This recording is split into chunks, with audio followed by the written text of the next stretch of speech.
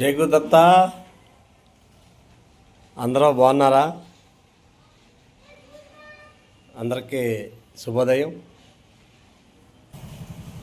నేను మొన్న ఒక దేశం కోసం ధర్మం కోసం అని ఒక వీడియో పెట్టాను. చాలా గొప్పగా స్పందించారు. గొప్పగా అంటే వాట్సాప్లో ఒక 15 మంది స్పందించారు. అందులో స్వామీజీ మాత్రం ఒక మంచి మెసేజ్ పెట్టాడు. అందరూ ఒకటే స్పందించాడు. ఉన్న వాళ్ళు అందరూ లైకులు ఏదో అంటారు కదా, లైక్ కొట్టడము లేకపోతే ఏదో సింబల్స్ పంపించారు. బాగుంది. అందరూ కలిపి 15 మంది. అదే యూట్యూబ్ షార్ట్లో 38 మంది చూశారు. ఇదే ఉన్న వాటిల్లో చాలా వాటిల్లో ఎవరు చూడలేదు.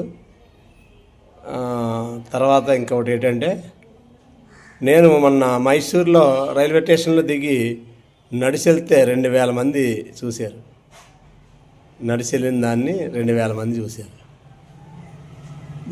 మంచి విషయం చెప్పినప్పుడు ఎవరు చూడలేదు. చాలా ఆశ్చర్యం వేసింది నాకు. నాకు అర్థమైంది ఏంటంటే, హిందూ దేశంలో హిందువులు లేరు. ఈ హిందువులందరూ కూడా భయస్థులు. ఇతర మతాలోళ్ళు ఆడవాళ్ళు ఎలా చంపాలో హిందువుల్ని ప్లాన్ చేస్తున్నారు. కానీ మన హిందువులు మాత్రం ఆడవాళ్ళకంట దారుణంగా నాకెందుకులే, మనకెందుకులే, ఎవరు అలా పోతే మనకెందుకు అనుకుంటున్నారు.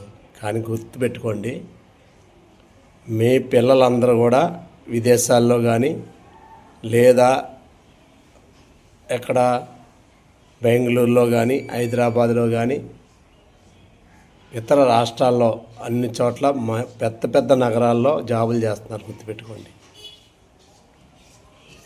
మనం కలిసి లేనప్పుడు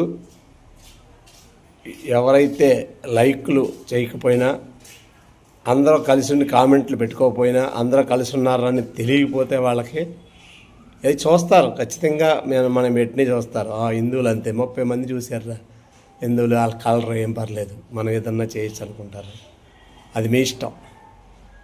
ఒకడు బాంబ్ బ్లాస్ట్ అయిన తర్వాత ఒక మెసేజ్ ఒక ఆయన పెట్టాడు. వాళ్ళు నవ్వుతూ ఆనందంతో 1,00,000 మంది పెట్టారంట. కావాలితే ఆ ప్రూఫ్ నేను పెడతాను. వాళ్ళకి పవనే లేదు, కానీ వీళ్ళ సింబల్స్ ఎలా పెట్టారు చూడండి.